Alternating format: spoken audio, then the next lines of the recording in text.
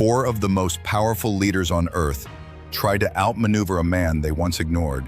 In just 48 hours, Captain Ibrahim Traoré flipped the entire game. Not with bullets, but with strategy. This wasn't luck, it was prophecy. And now, the whole world is watching. Before anything happened, the world was quiet. There were no headlines, no breaking news, no sudden announcements. But behind the scenes, something was moving. Traore wasn't making noise, he was making plans. He knew the world was watching him. He knew four of the most powerful leaders were waiting for him to make a mistake. But he didn't rush. He waited in silence, the kind of silence that feels like something is about to explode. In those quiet hours, he studied, he listened, he watched. While others were distracted by cameras and microphones, Traore was building a strategy no one expected. It was in that silence that the storm began, not with violence, but with vision. Nobody knew what was coming next. But in less than 48 hours, the whole world would know his name, and nothing would ever be the same again. The meeting was set in a grand European hall, polished floors, golden lights, and long tables filled with men in suits. They called it a partnership summit, but it wasn't really about partnership, it was about pressure. Four world leaders sat across from Traore. Each one had more money, more resources, and more influence than him. They didn't see him as a threat. To them, he was a young leader from a small African nation. Bold, yes, but still easy to handle. They smiled fake smiles. They praised his vision. But their eyes said something else. Follow our terms or lose everything. The deals on the table looked helpful. Billions in funding, co-development offers, promises of technology and security. But every contract had quiet traps. Backdoors for control, hidden conditions that would tie Africa's future to foreign hands. They expected Traore to say yes. Most leaders would have. But Traore didn't come to beg. He came to listen and flip the script. He didn't raise his voice. He didn't argue. He let them talk, nodding as if agreeing. But in his mind, he was already 10 steps ahead. When his turn came, the room went still. He stood up slowly, looked around, and said something they didn't expect. "I don't think we need your help," he said calmly. "We have our own sun. We just had to stop selling the sky." The room froze. One of the leaders laughed, trying to break the tension. Another leaned forward, asking if he understood the seriousness of what he was refusing. But Traore's face didn't change. He knew what saying no meant. He knew they might cut off aid, spread false stories, push chaos into his region. But he also knew something they didn't, that Africa was waking up. He didn't come to be saved. He came with a plan. The meeting ended with handshakes, but not with peace. The leaders left with smiles on their faces and fire in their hearts. They were insulted, not because he was rude, but because he refused to be bought. They thought the meeting would break him. Instead, it made him stronger. Outside, reporters waited for answers. Cameras flashed, microphones pointed toward his mouth. He said nothing, because his answer wasn't words. It was action. And it would come fast, faster than anyone expected. In the next 48 hours, the same men who looked down on him would be caught in a storm of headlines, deals, and energy shifts that they couldn't stop. Traore wasn't just building power. He was becoming. Less than 2 days after that quiet meeting, the world woke up to a shock. It started with a single tweet from the official Burkina Faso account. "Energy independence begins today." At first, people thought it was just a bold statement, something for the news cycle. But then came the photos. Massive solar panels stretching across desert lands, energy towers standing tall in rural villages, engineers from across Africa working side by side, children smiling under new streetlights. Traore had been planning this moment in silence. While the world looked at him as just another leader, he had been building something different. A solar grid powerful enough to connect 9 African countries without needing a single drop of Western fuel. In just 48 hours, the lights turned on, literally. Small towns that had lived in darkness for decades suddenly had power. Farmers who used to walk miles to charge their phones now had plugs in their homes. Women who cooked over firewood could now use electric stoves. It wasn't just power, it was freedom. The international media didn't know how to react. One outlet called it a stunning surprise. Another said, Traore has done more in 2 days than some nations have in 20 years. But behind the headlines, there was tension. European energy companies began to panic. Their monopoly on African electricity, built over decades, was now under threat. Investment firms scrambled to understand what had happened. Oil markets shivered as the news spread. How could this have been done? Quietly? The truth was simple. Traore had gone directly to other African nations. He had skipped the middlemen, the slow approvals, the silent handshakes behind closed doors. Instead, he built alliances with countries that shared his pain. Nations tired of begging for electricity while sitting under the sun. Mali, Niger, Chad, Togo, Benin, Ghana, Guinea, Senegal. They had all been preparing. They had waited for one bold move, and now they had it. The grid wasn't just a solar project, it was a symbol, a line drawn in the sand that said, "We will no longer wait to be powered. We will power ourselves." Within 48 hours, deals were announced with Chinese solar tech companies, Middle Eastern storage providers, and African universities training a new generation of engineers. The West had been cut out, not with violence, but with brilliance. And Traore wasn't done. He announced the next phase, exporting energy, not importing aid. The same Africa that was once called powerless was now preparing to sell power, real, renewable energy, to others. In just 2 days, everything had flipped.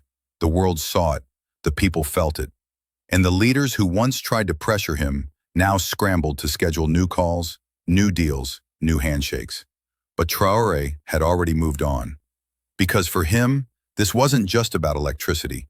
It was about lighting a path no one else believed was possible. When the solar grid went live, the people cheered. But in the boardrooms of Europe and America, the silence was deafening. No public statements, no official comments, but behind the scenes, panic. Traore had just broken a rule no one talks about out loud. Africa is supposed to be dependent on aid, on energy, on approvals, on old agreements written in fine print. And now, in less than 48 hours, a young revolutionary had erased that script. Emails flew across desks at Western energy companies.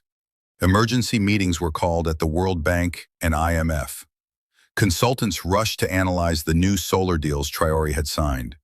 Defense analysts even whispered one word they hadn't used in decades: realignment. Because something had shifted, and the old way of doing things, controlling Africa through slow energy rollouts, expensive aid packages, and political pressure, suddenly looked outdated. For years, the West had offered solar panels in pieces, a pilot project here, a rural light there. But Traore's solar empire? It was continental, massive, fast, and unapologetic. It bypassed Western finance. It ignored old colonial borders, and worst of all, it worked. That was the real threat. You see, it's not just about energy, it's about the story. If one African country could rise up and build energy independence in days, with African partnerships and non-Western allies, what's stopping others from doing the same? What if Africa started writing its own future? That question terrified the global elite. News anchors smiled awkwardly while covering the story.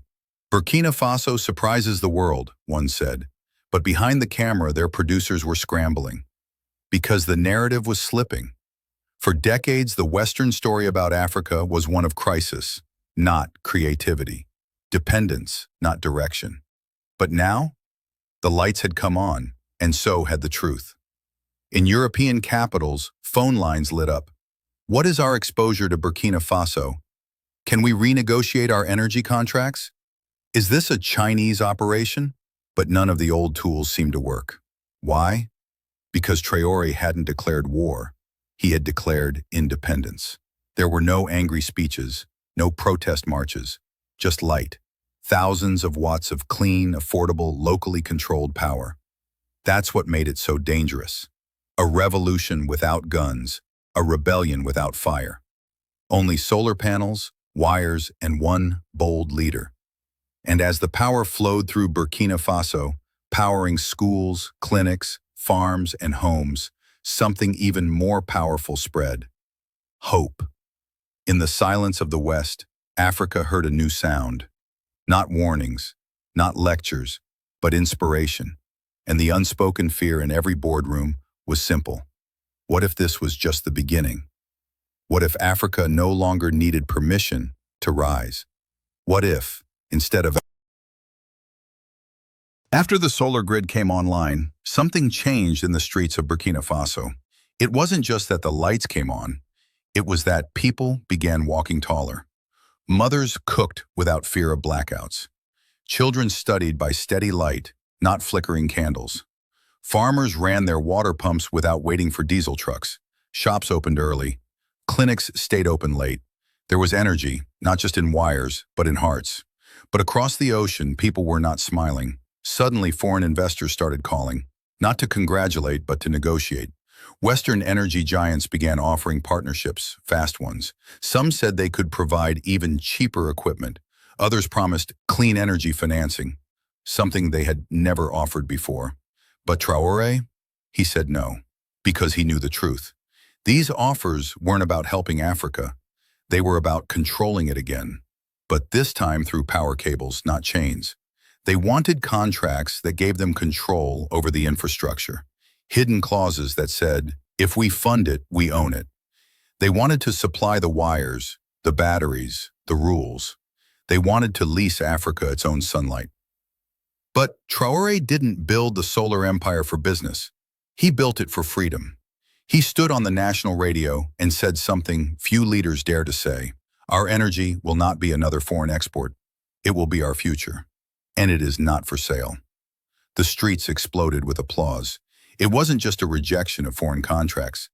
It was a rejection of foreign control in every form. Because for too long, Africa's gifts had been taken, its gold, its diamonds, its oil, its land, and now they wanted its sun. But Traore saw through the smiles and the sweet offers. He knew that energy meant sovereignty, and giving away control of power would mean giving away the future. So he refused every deal that came with fine print. He opened the doors to engineers from other African nations instead. He invited builders, planners, and scientists from the continent. He started a solar training corps for young Africans to learn how to install and maintain the system. He even gave local villages shares in the energy profits, not just electricity, but ownership. That was the genius. The West wanted to invest in the grid, but Traore wanted Africa to own it. And for the first time in a long time, people didn't feel like tenants in their own land. They felt like partners in its rise. That's why the world couldn't believe what was happening, because this wasn't just about watts or wires, it was about will. And Traore's message was clear. Africa's power belongs to Africans, not as a favor, not as charity, not as a loan, but as a birthright. And from that moment on, the world knew. Burkina Faso wasn't just lighting up its streets. It was lighting up a revolution, one solar panel at a time. When the news of Traore's solar empire spread, the reaction in the West was fast and nervous. At first, they tried to ignore it. Just another African project, they thought. But then reports came in. The grid was stable, villages were glowing, and neighboring countries were asking to connect. That's when the panic started. Suddenly, diplomats flew in. Quiet meetings were arranged. Experts from Europe and America began appearing on international news, saying the project was unsustainable, too fast, or not secure. Some called it a geopolitical risk, but the truth was simpler. They were afraid. Not of Burkina Faso's solar panels, but of its example. Because if one of the poorest countries on earth could power itself without foreign help, what would stop the rest of Africa? That question kept Western leaders awake at night. Because their power, the one they've held for centuries, depends on Africa's dependence. Dependence on fuel, on loans, on instructions. But Traore had changed the game. He didn't take their money. He didn't sign their contracts. And most dangerous of all, he succeeded. In boardrooms and foreign ministries, red alerts went off. This wasn't just about Burkina Faso anymore. This was about a possible chain reaction. What if Mali followed? What if Niger, Chad, and Guinea joined in?